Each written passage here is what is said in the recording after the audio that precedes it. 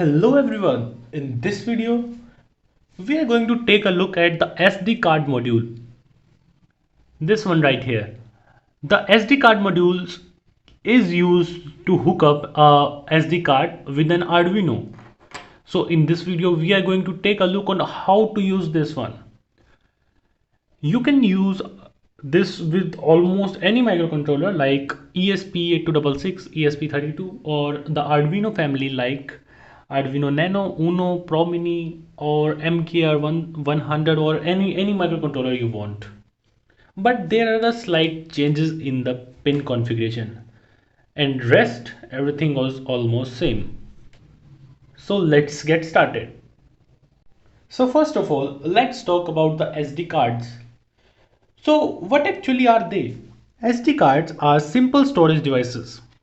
They come in lot of shapes and sizes, but the most popular one is the micro SD card, which is right here, and the standard SD card, which is right here. So this same memory card can be used with the Arduino to save the access files. Suppose your Arduino project is like a data logger which saves the data, like a temperature logger which is saving the temperature at every 10 minutes. So Arduino EEPROM is not able to handle that much data. But what if we can add an external storage to it? Then here the SD cards come in play. So today we are going to take a look on how to configure one SD card with the Arduino. In order to configure it, so first of all we need to know what kind of communication is there to access an SD card. If you have heard about the SPI, yes, the SD card uses SPI interface. Basically, have you heard about the pins like MOSI, MISO, CSK, CS? Yeah, that one. I am talking about that one. That pin configuration is known as SPI. SPI is a really vast concept. If I have to explain the whole in this video, then this video is going to be too long. So I am holding that topic for any other video. Currently, we are just taking a look at how this pin works, basically. So without going into too much detail, for this video at least, let's start hooking the SD card with the SD card module right here. This one is a micro SD card module or micro SD card adapter.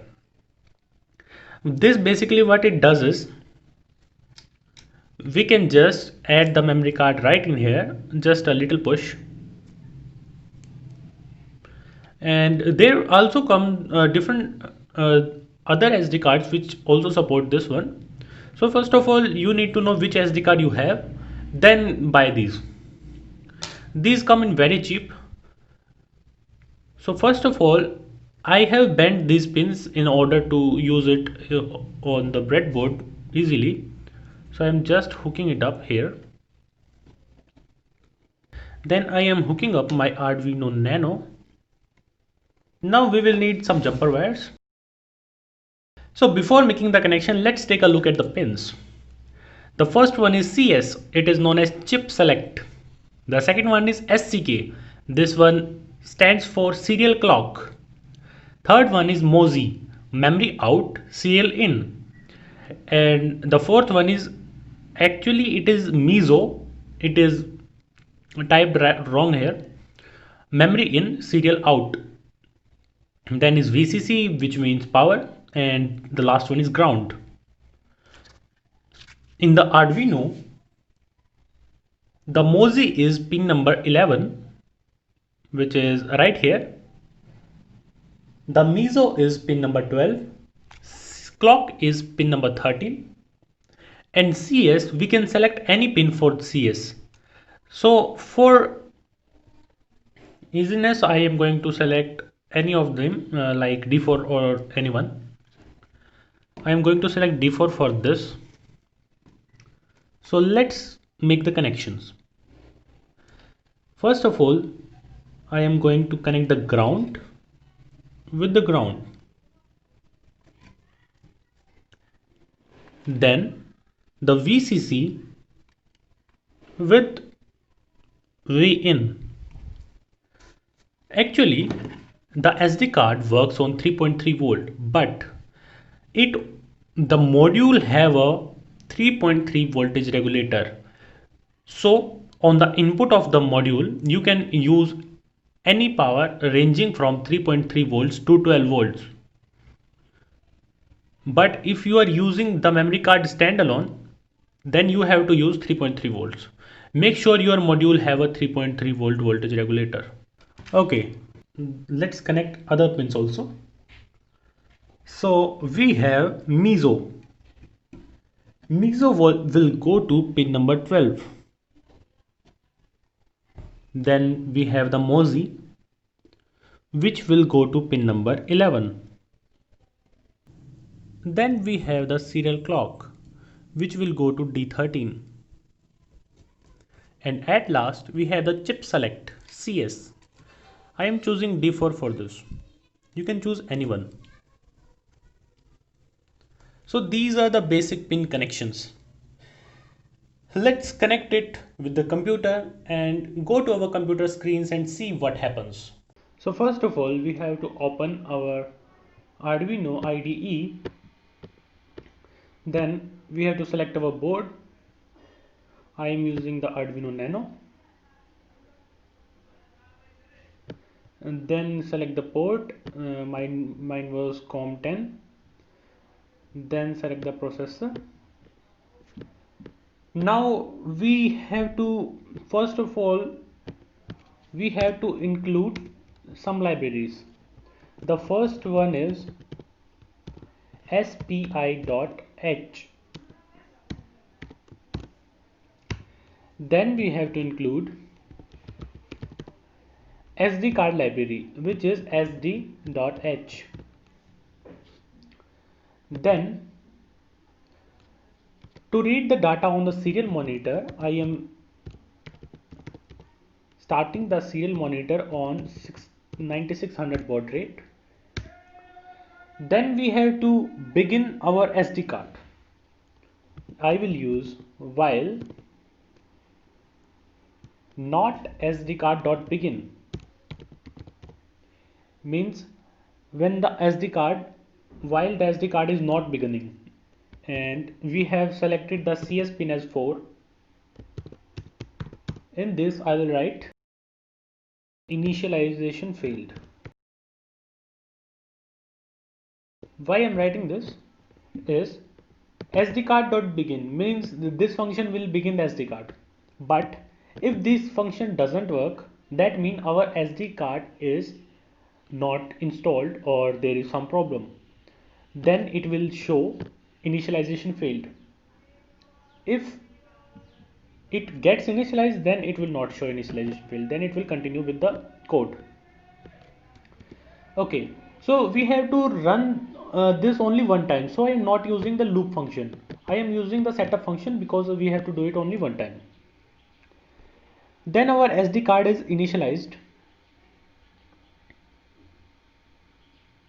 We can use here if also or while also, anything you want. And then we have to type here while one. Whatever you want you can use. Then so now our SD card, we have initialized our SD card. Now we will write something in our SD card. In order to write something, we have to define a variable. Here my variable is my file. So just write my file equals, so we have to give the location of my file, where my file is. So my file is in the root directory, so the root directory of the SD card, we are creating a file name as test.txt. so we have created this file, and we are writing in this file. So in order to write in this file, we have to give file underscore write. Okay, so we have initialized a variable called my file. Then what we have to do is we have to check if there is my file available or not. If my file if my file exists, then we are writing in it. In order to write, we will write my file dot print. This works same as the serial monitor. If you have to print in a line, then you can use print line. If you want to just to print simply before without getting the enter in the last, then you can use print. I am using print line. So I will write here robo circuits, just this. So I wrote it. Then serial dot print line, I am giving that writing done.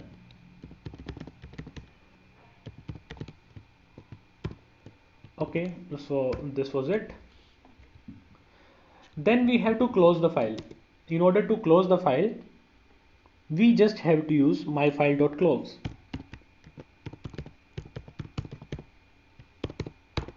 Okay, so my file is closed. Then so now we have written something in this.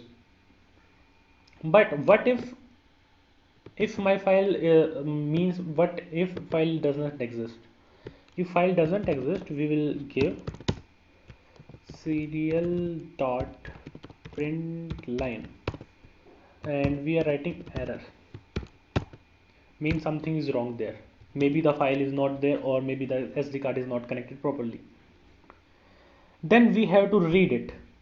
In order to read, we will do the same thing.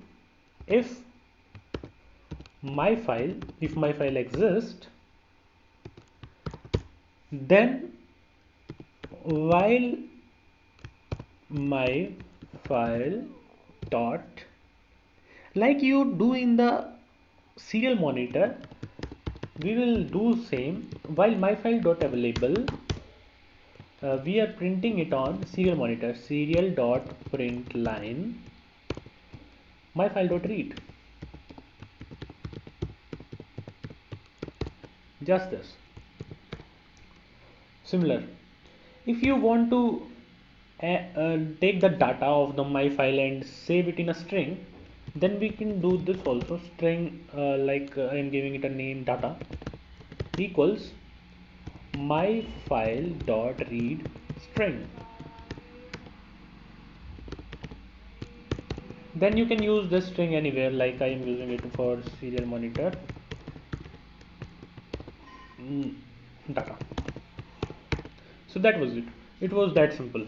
So in the same way, you can write anything in the file and you can extract anything from the file. It is very easy. And also one thing, we forgot defining my file. In order to define my file, we have to write file my file, just this. So we forgot one thing here. Now we have closed the my file. In order to again open it, in order to read it, we have to write, then we have to write my file is equal to sd dot. Now we have to open it, so we will write sd dot open. Then we will give the file name test dot txt. This time we are not writing anything, so we will not write the file, right? We will just give it. So then on the last, we will close the file, my file dot close. Now let's upload it and see in the serial monitor what happens. So the uploading is done. Let's open the serial monitor, set the baud rate to 9600 baud and see. We got the data, robo circuits, robo circuit, robo circuit, robo circuit, robo circuit and robo circuit. Why this data come this much time? because I have tried the code and pressed the reset button 5 times. So whenever I press the reset button, it writes the robo circuits in it according to the code. And regarding the 112 and this data, this one was printed by me when I was testing the SD card. So that was it. If we change the file name, we can name a new file. Let's name a new file and a fresh file to work with.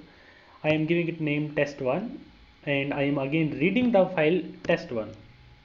Then again let's upload it and check.